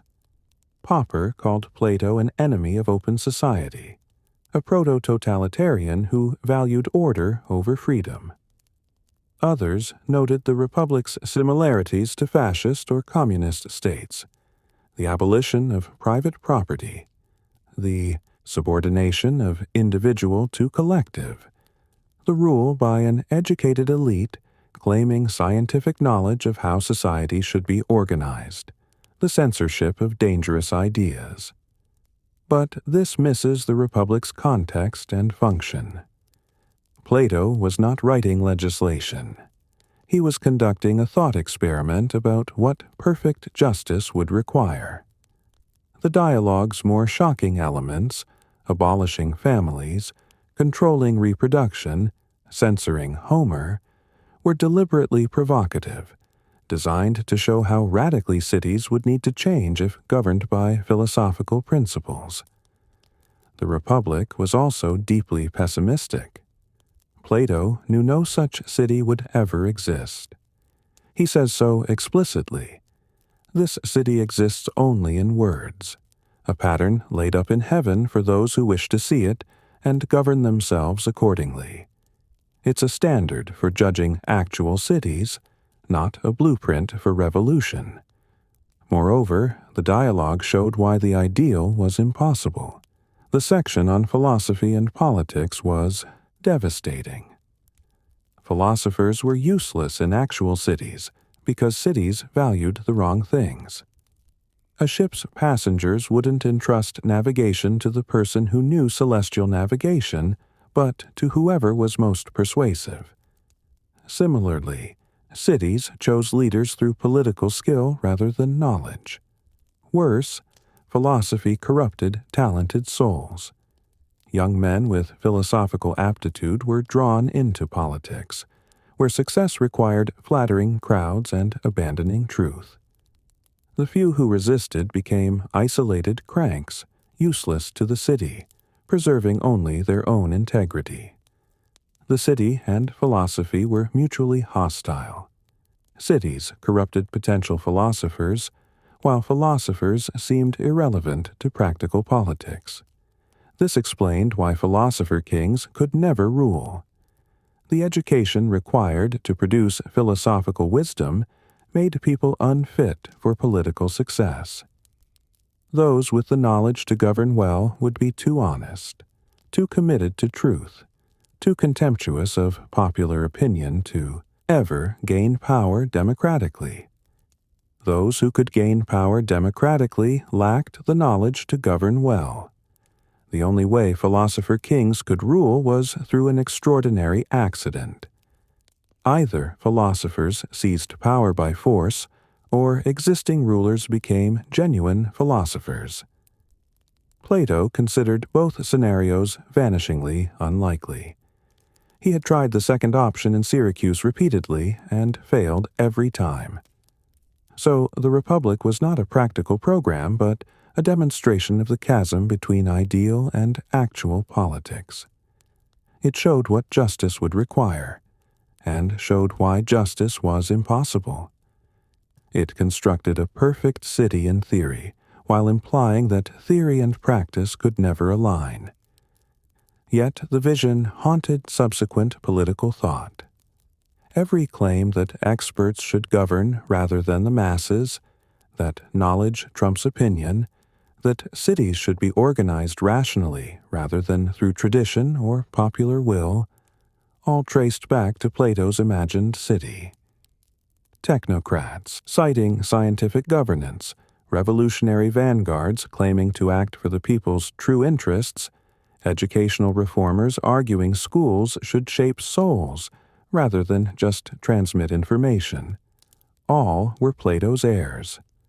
But so were his critics, those who argued that knowledge could never be value-free, that experts had no special claim to rule, that democracy's messiness was preferable to autocratic certainty, that no one should be trusted with absolute power regardless of their education. The Republic created the terms for political philosophy's central debate. Plato himself grew more skeptical in later works. The statesman qualified the philosopher-king ideal, suggesting that rule by law was safer than rule by supposedly wise individuals. The laws abandoned the Republic's radicalism entirely, outlining a more conventional city governed by detailed legal codes rather than philosophical wisdom. This progression reflected experience. The Republic was written before or during early Syracuse visits, when Plato still hoped philosophy might guide power. Later dialogues were written after Syracuse had demonstrated that hope was naive. They represented Plato's retreat from his boldest vision, accepting that second-best cities governed by law were the most humans could achieve. But the Republic remained, a permanent monument to the belief that truth should govern opinion, that knowledge should direct power, that cities could be organized according to reason. It was Plato's most dangerous legacy, the dream that perfect order was possible if only the right people ruled according to correct principles. History would show, again and again, where that dream led. Plato's final decades were marked by neither dramatic events nor revolutionary insights. After the Syracuse disasters, after accepting that philosopher kings would never rule, after writing the Republic and watching it remain merely theoretical, he settled into the work of running the academy and refining his philosophy. The later dialogues shifted in tone and content. The Parmenides subjected the theory of forms to withering critique, raising objections Plato seemed unable to answer satisfactorily. If particular things participate in forms, does this require a third thing explaining the relationship, leading to infinite regress? If forms exist independently, how can they explain or relate to particular things at all? The dialogue didn't resolve these problems. It demonstrated that Plato was aware of his theory's difficulties and willing to examine them honestly. This was both intellectually admirable and philosophically troubling. The forms were meant to provide stable foundation for knowledge and morality. If the foundation itself was questionable, what remained certain? The Theaetetus explored whether knowledge could be defined at all, examining and rejecting multiple definitions without reaching positive conclusion. The sophist and statesman wrestled with classification and governance, showing increasing technical complexity but decreasing confidence about fundamental questions. The Laws was Plato's longest dialogue and perhaps his most significant late work. It abandoned the Republic's radicalism entirely. Instead of philosopher kings, it described a city governed by detailed legal codes. Instead of abolishing families and private property, it accepted traditional social structures. Instead of education shaped entirely toward philosophy, it outlined conventional civic education with philosophy as rare advanced study. The Laws acknowledged what Syracuse had proved. Philosopher kings wouldn't rule, and existing political systems couldn't accommodate philosophical governance. The best achievable city would be second best, governed by law rather than wisdom, by institutions rather than individuals, by compromise rather than perfection. This was resignation disguised as pragmatism. Plato was accepting that his lifelong project, subordinating politics to philosophy, had failed. Cities would continue being governed by opinion, appetite, and power politics. Philosophy could influence culture gradually through education, but could not transform political reality directly. Yet, even in resignation, Plato maintained standards. The city described in the Laws was conventional, but carefully designed. Its laws addressed everything from property distribution to marriage regulations to religious observance. Citizens would be educated in virtue even if they couldn't achieve philosophical wisdom. The legal code would embody reason as much as possible, creating stable order even without philosopher kings. The academy continued attracting students. Aristotle had arrived around 367 BC and stayed until Plato's death in 347 BC. This was the Academy's golden age. Plato mature and experienced, Aristotle brilliant and independent enough to develop his own systematic philosophy. They must have disagreed frequently. Aristotle rejected the forms, challenged Plato's political theory, and developed alternative metaphysics and ethics. But the Academy tolerated disagreement. It valued inquiry over doctrine, questioning over acceptance. Aristotle could spend 20 years studying with Plato while systematically dismantling Plato's central theories, because the institution prized truth-seeking above loyalty to any particular philosophical system. Other students made contributions. Speusippus, Plato's nephew, would lead the Academy after Plato's death, though his tenure was philosophically undistinguished. Xenocrates developed more mystical interpretations of Plato's thought. Philip of Opus may have edited and published some of Plato's late works. The Academy became larger than any individual member, an institution preserving and advancing philosophical inquiry. Plato himself seems to have withdrawn somewhat from public engagement.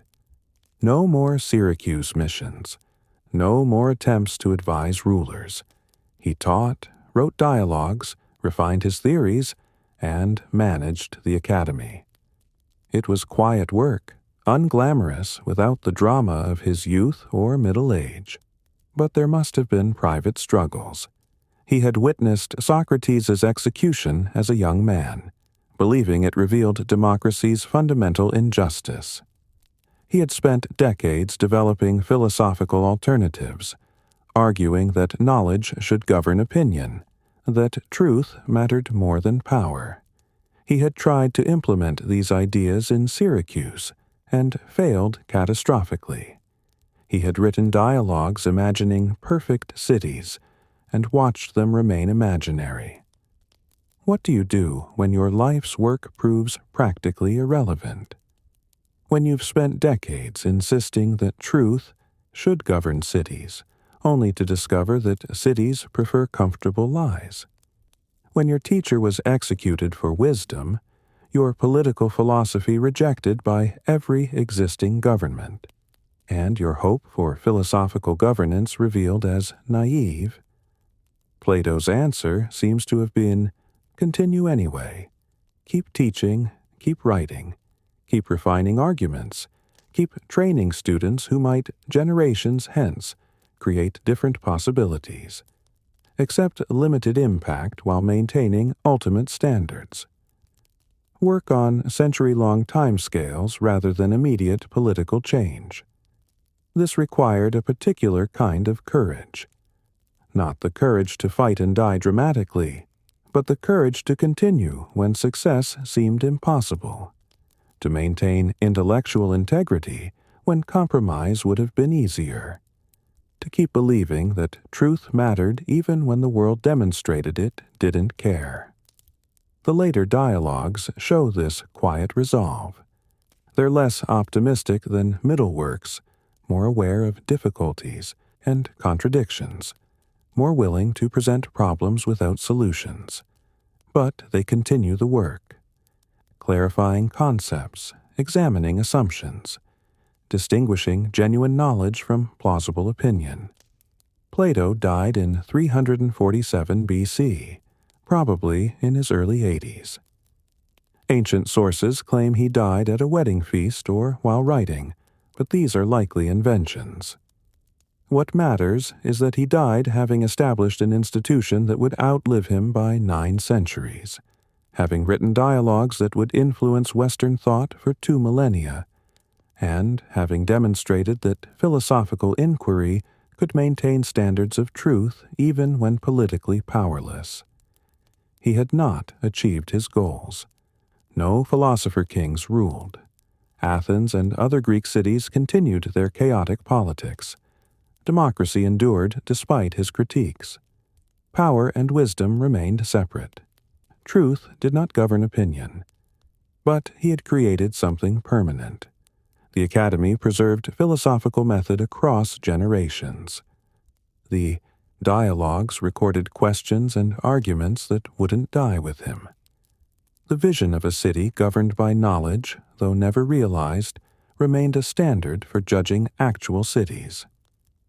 It was a limited legacy compared to his dreams.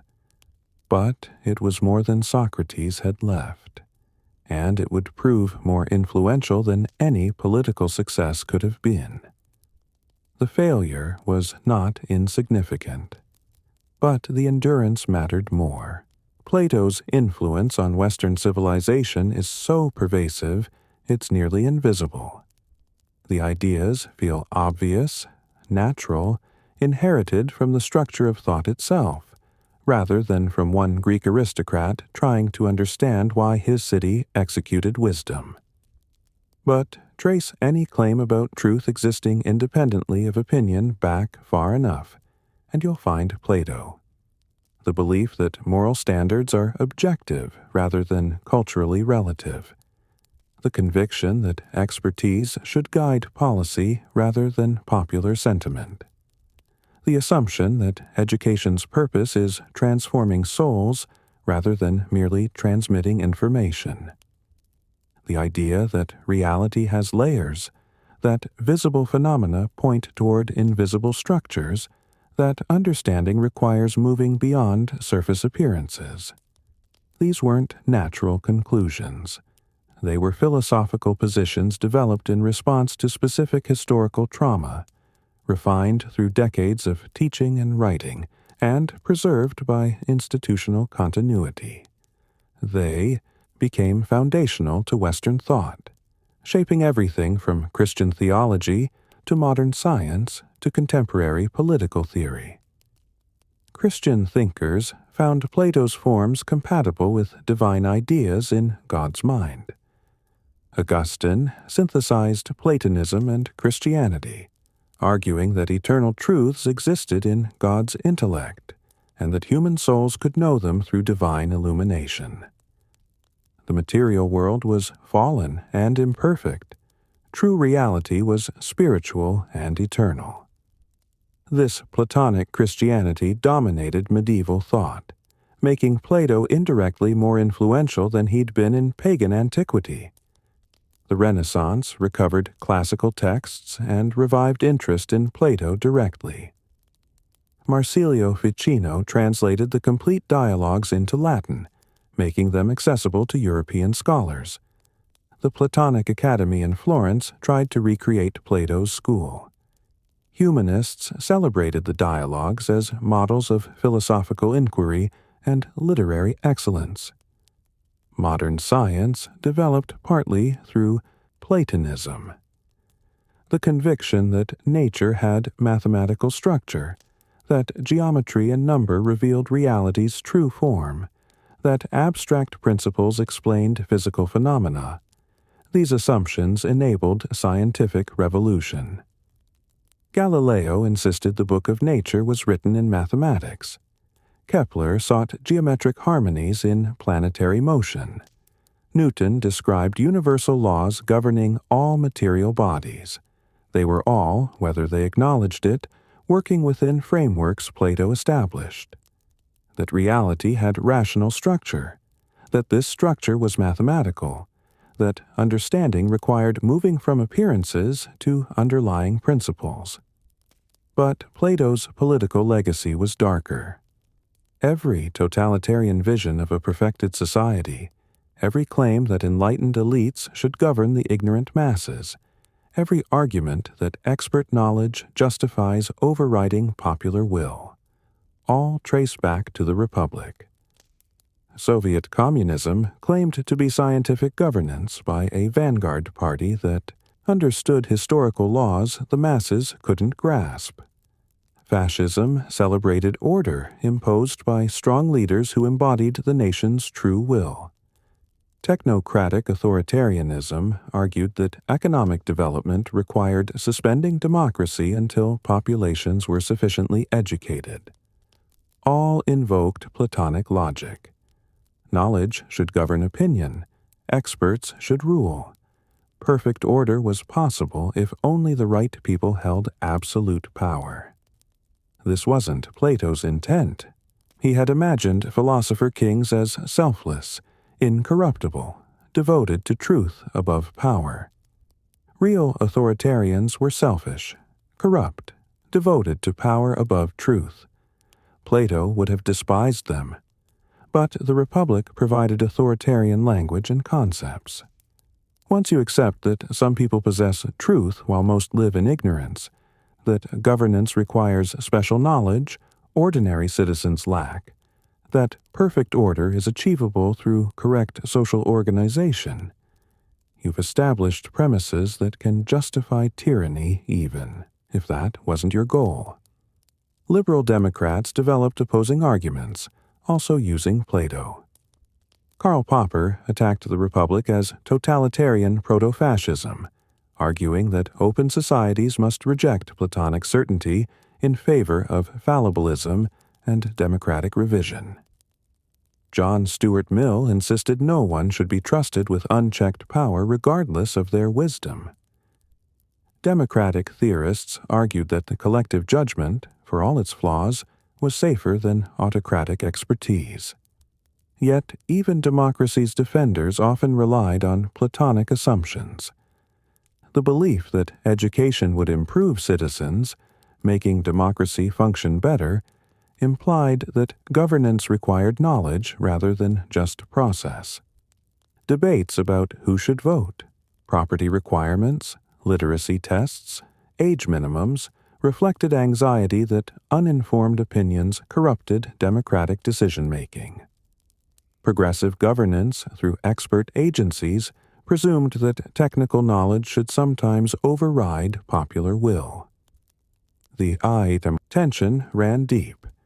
Democracies needed educated citizens to function well, but insisting on education as prerequisite for political participation threatened democracy's egalitarian foundations. Plato had identified this problem without resolving it. His heirs inherited the same dilemma. Contemporary politics still wrestles with Platonic questions. Populist movements attack elites as out-of-touch experts contemptuous of ordinary people. Elites dismiss populists as ignorant masses vulnerable to demagogues. Both sides invoke competing values Plato tried to reconcile: expertise and equality, knowledge and consent, truth and democracy. Climate change debates reveal the tension starkly. Scientists claim specialized knowledge about atmospheric physics, carbon cycles, and long-term consequences. Democratic publics often reject or downplay these claims, preferring immediate economic concerns or questioning expert credibility. Should policy follow expert consensus or popular preference? Plato would have said experts should rule. Democrats insist on popular sovereignty. No one has resolved the conflict. Similar tensions appear in debates about technocratic governance, meritocracy, education policy, and the relationship between expertise and political authority. Plato didn't create these problems. They emerge from genuine contradictions between knowledge and power, but he crystallized them philosophically, making them permanent features of Western political thought. His educational legacy was more positive. The ideal of liberal education, broad learning across mathematics, science, philosophy, and arts, rather than narrow vocational training, descends from the academy. Universities, devoted to knowledge for its own sake rather than immediate practical application, embody Platonic values. The conviction that education should develop judgment and character, not just transmit information, comes from Plato's insistence that learning transforms souls. But even here, tensions persist. Should education prepare students for economic success or cultivate wisdom? Train workers or develop citizens? serve market demands or pursue truth independently? Plato would have rejected the first option in each case, but modern institutions must balance competing pressures. Philosophy itself became an academic discipline partly through Plato's example. The systematic examination of fundamental concepts, the careful distinction between knowledge and opinion, the willingness to question every assumption, these became professional philosophy's core identity. Socrates had been a gadfly. Plato made philosophy a rigorous intellectual discipline with methods, standards, and institutional continuity. His shadow stretches across Western civilization, inescapable, often unrecognized, simultaneously inspiring and troubling. We inherit his questions even when we reject his answers.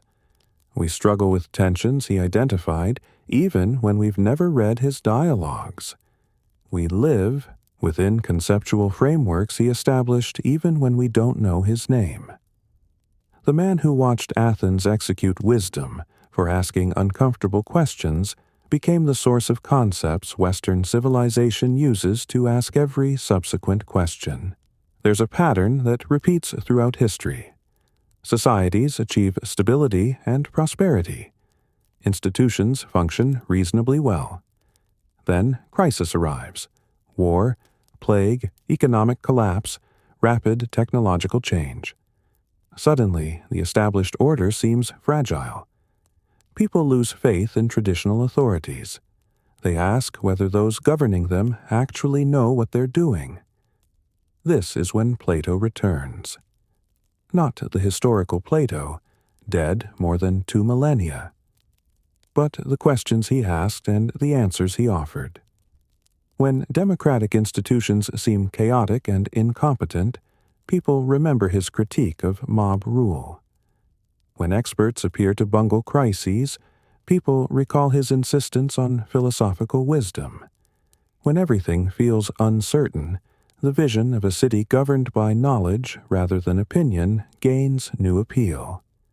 The cycle happened in Rome as the Republic collapsed, when Cicero drew on Plato to imagine better governance. It happened during the Renaissance, when rediscovered dialogues inspired visions of humanist education and enlightened rule. It happened during the Enlightenment, when philosophers imagined reason transforming society. It happened in the 20th century, when totalitarian movements promised scientific governance and perfect order. It's happening now. Trust in democratic institutions is declining across developed nations. Populist movements attack establishment expertise. Elite technocrats dismiss popular sentiment as ignorant. Both sides claim the other threatens civilization. The debate is ancient. Should knowledge govern opinion, or opinion govern knowledge? Plato asked it first, and we haven't answered it yet. But history also shows why Plato's solutions don't work. Every attempt to implement rule by the wise has failed, usually catastrophically. Philosopher kings become ordinary tyrants. Revolutionary vanguards become corrupt bureaucracies. Meritocracies become hereditary aristocracies. The dream of governance by enlightened expertise crashes repeatedly against human nature. People with power use it for themselves. Knowledge doesn't guarantee virtue, and no one can be trusted with absolute authority. Plato knew this. His later works acknowledged it. The laws abandoned philosopher kings for detailed legal codes precisely because he recognized that wise rule was impossible. His own failures in Syracuse taught him that power and wisdom were incompatible, that trying to unite them usually meant corrupting wisdom rather than enlightening power. Yet the dream persists because the problem remains. Democracies do empower ignorance. Experts do possess knowledge that matters for governance. Some truths are objective regardless of popular opinion. Climate change won't disappear because people vote against it. Economic laws operate independently of political preference. Pandemics follow biological principles that don't care about democratic consensus. This creates an impossible situation.